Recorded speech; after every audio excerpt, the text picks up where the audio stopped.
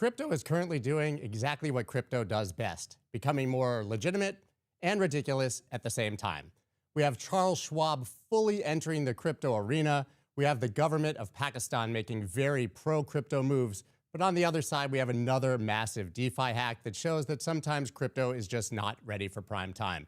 We're going to unpack all of that right now and more. Let's go.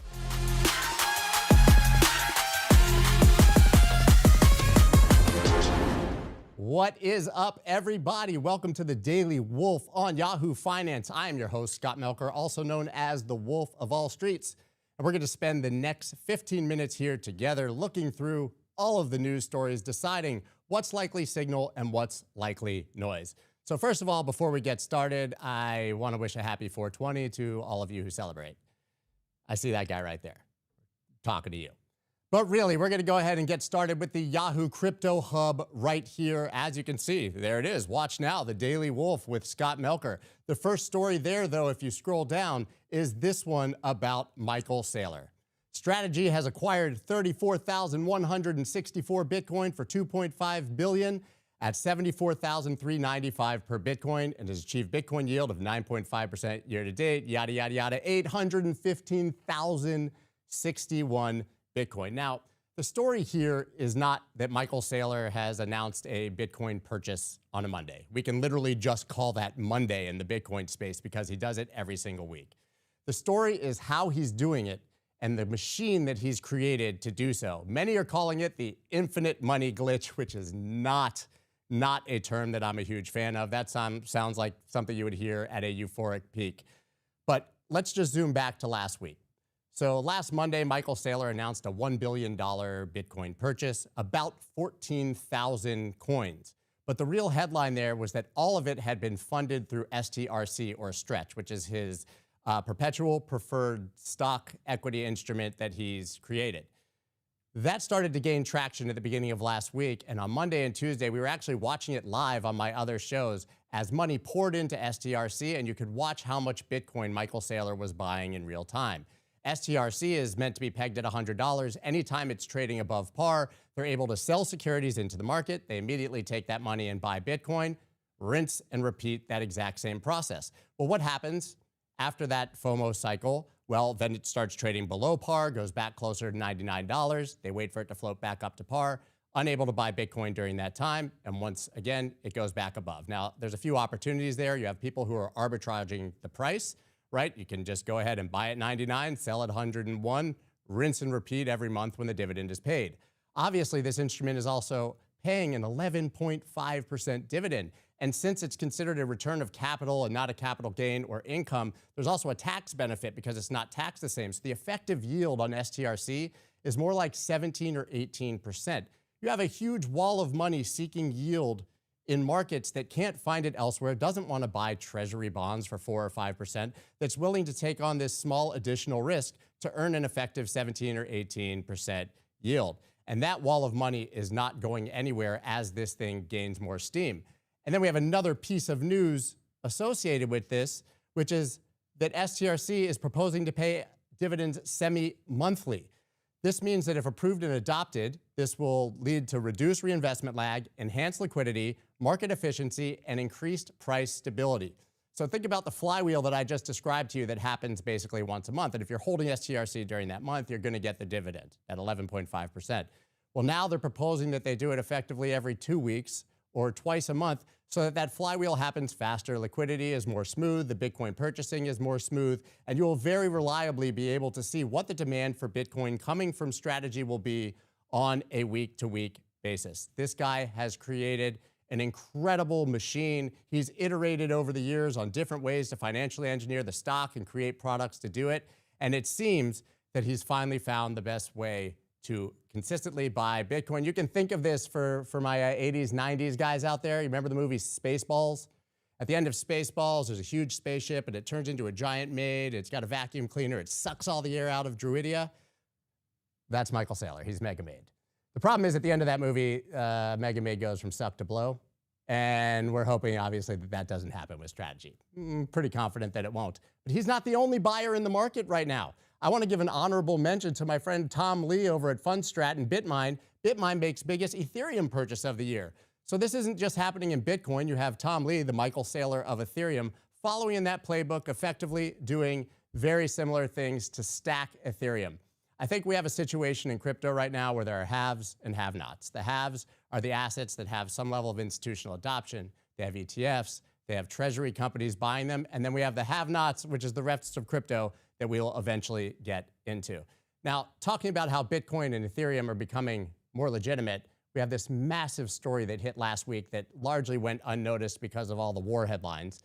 Charles Schwab to launch direct Bitcoin Ether trading to compete with Robinhood. So I'm on board with the first half of that. I think the second half of that headline is a bit nonsense. When I think of octogenarian Charles Schwab, that guy's still alive. Chuck Schwab, he's alive. When I think about that guy buying Bitcoin or trying to appeal to Gen Z and take away Robinhood's customers, I think about this exact meme right here. How do you do, fellow kids? You guys have seen this before. There's no way that Charles Schwab is going to appeal to younger digital native customers. And let me tell you why. Charles Schwab is offering direct Bitcoin and Ethereum spot trading here. That is actually a huge signal. This is not ETFs. These are not products. This is actually Bitcoin and Ethereum. The problem is, if you buy Bitcoin on Charles Schwab, you can't send it anywhere. There's no functionality for actually moving your assets. And everybody knows that the digitally native and Bitcoiners believe in not your keys, not your coins. They believe in self-custody. They believe in being their own bank and holding their own assets. So the problem that Charles Schwab has right now is that they're seeing massive capital flight. They have roughly 39 million funded accounts on Charles Schwab. That's a lot. You know how many customers Coinbase has? 100 million plus customers on Coinbase. And right now, when a Charles Schwab customer or a Morgan Stanley customer or a JP Morgan customer wants to buy actual Bitcoin or Ethereum or any of the other crypto assets, they have to sell something on Charles Schwab, send that money over to Brian Armstrong or Vlad Tenev or Star at OKX, buy Bitcoin or Ethereum, and that money literally never comes back. Not only do those people never send it back because they go to a platform that they arguably like better or is built specifically for this, but they don't send that money back because they literally can't. There is no way to send your Bitcoin and Ethereum back to Charles Schwab right now. This is a huge problem for these legacy systems. There is no way for this money to return once it leaves, and offering Bitcoin, Ethereum in a walled garden is not the solution that they're looking for. Once again, this is absolutely huge news. I think this is great for their customers, but they are not going to attract new customers by doing this. But when you line this up with the news stories of the past few weeks, Morgan Stanley launched a Bitcoin spot ETF into an already crowded Bitcoin spot ETF space. And now they have their 70,000 advisors out selling Bitcoin on the streets, and they offered it at 0.14 bips, which is way below BlackRock in the competition, which means they actually do intend to compete in the Bitcoin spot race. You also had Goldman Sachs last week launching an income Bitcoin ETF, or announcing that they're going to, which is yet another financial project that allow people who want access to Bitcoin to get it in a different wrapper. So the story here is that every big institution in the world now has a Bitcoin plan. And whether they want to or not, I think they're coming in kicking and screaming. I don't think that octogenarian Charles Schwab is sitting at home playing with DeFi and has decided he really needs this Bitcoin thing. He probably doesn't even know how to use email yet, right? And so this is what's being asked by their customers, and they're going to have to offer it to those customers. Now, speaking of the rest of crypto, this is where things, once again, unfortunately get very, very ridiculous for us. We have the 13 billion DeFi, that's decentralized finance, I don't want to take it for granted that everybody knows, wipe out in 2 days, and it started with Kelp DAO attack. So first of all, I saw this news hit the tape on Saturday. I looked at it, and my first reaction was, what the hell is Kelp DAO? We have these hacks on a nearly weekly basis, it seems now. There's been 6 or 7 of them just in the past month alone. And I've literally never heard of any of the platforms where it's happening, which makes you wonder, how can there be hundreds of millions, if not billions of dollars sitting on these risky platforms that nobody, even people who've been in crypto for a decade, have ever even heard of? But this is actually a massive, massive deal. So this kelp exploit itself was $292 million. We had one on Drift Protocol on April 1st for $285 million. But what's different here is the mechanics. So we've seen plenty of times where there's an exploit, somebody steals the assets, they take those assets, they go somewhere, they sell them off. Done. What happened here with the kelp exploit is very different because they took basically an esoteric asset. I don't want to get into it. It's wrapped ETH, right? And they stole that. But since that's not liquid, they sent it over to a real lending platform and they took a massive loan against it, which they were obviously able to go cash out in Ethereum and dollars. So now everybody that was taking this asset as collateral, which is roughly 20 places, all had toxic debt, right? Because it was stolen in one place, that reprices the debt. It's no longer healthy collateral, and now it's circulating everywhere in DeFi. So unfortunately, it's a very sad situation when you look at this, where you have unknown unknowns. There's no smart contract breaking here. The platforms are working exactly as they're supposed to. You're on one platform that's always been safe and provable, but the debt becomes toxic because of an exploit somewhere else, and you end up in a liquidity pool where there's absolutely no liquidity. Now, my friend texted me this morning. He said, you know, how does Bitcoin hold up when this big hack? And I said, dude, you're a Wall Street guy. What do you know about this hack?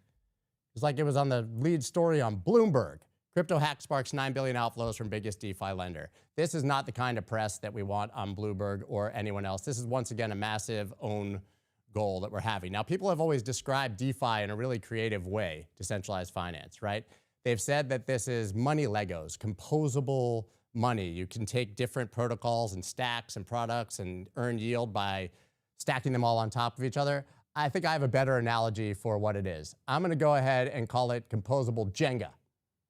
And you know what happens when you play a huge game of Jenga with yourself? Eventually, you pull out one of the bricks and you end up with a whole lot of wood in your face, like this unfortunate, lovely, I'm sure, lady over here, who now actually maybe will remain faceless. But the bigger problem is not only that you might be playing Jenga and not knowing it, but now we know who's on the other side of this Jenga game. And it's probably some god-tier hacker from North Korea in the Lazarus Group that's playing like this. This guy has got an Elon Musk flamethrower. He's torching the entire Jenga game, and it's on fire, and you're over here thinking that you're owning a product that's giving you a safe 10% yield. All I can say is I've always been a huge fan of DeFi. I think that smart contracts work, that the tech works, but in an AI world, there's going to become increasingly more risks and things that we don't understand that can happen that can cause contagion throughout the system. I mean, you guys remember when FTX collapsed and they were using their own token that they printed out of thin air as collateral, right? That's a real thing, and we need to be very, very careful in DeFi. On a positive note, we have a great story here from Pakistan. Pakistan lifts 8-year crypto banking ban following Trump family Binance deals. 8 years ago, the Central Bank of Pakistan came out and said that banks could not interact with the crypto industry in any way, shape, or form. So that wasn't a crypto ban, but when you cut off all the rails, it's effectively the same thing. If you're in the United States, you may have experienced something similar until we got a new administration. We had something called Operation Choke Point 2.0. We saw that crypto exchanges had their banking rails cut off. Individuals who were trading on a Coinbase or an OKX or a Gemini would magically have their JP Morgan Chase account closed because it was too risky. So this is not just something that's happening around the world. The good news here is that because the United States is starting to lead with more favorable and sensible regulation, we're seeing the rest of the world do it as well. And Pakistan made a deal with the Trump family's World Liberty Financial here, where they're going to utilize the stablecoin, and of course, a massive deal with Binance. This is the 5th largest country in the world. It's a huge deal when they open up their banking system to crypto. So once again, we have yet again a story where Bitcoin, by any metric, is becoming far more financialized. It's becoming a part of the legacy financial system all around the world. We're seeing legislators and regulators take it seriously and starting to incorporate it. That's very clear with news like we've seen here from Charles Schwab, JP Morgan, Goldman Sachs, and Morgan Stanley. On the other side, we still have meme coins that are pumping and dumping and people losing their money in DeFi hacks because of risks that they didn't even know existed. I will say that crypto is maturing and things are getting better, but you still need to be very careful. That's all I got for you. See you tomorrow on The Daily Wolf. Peace.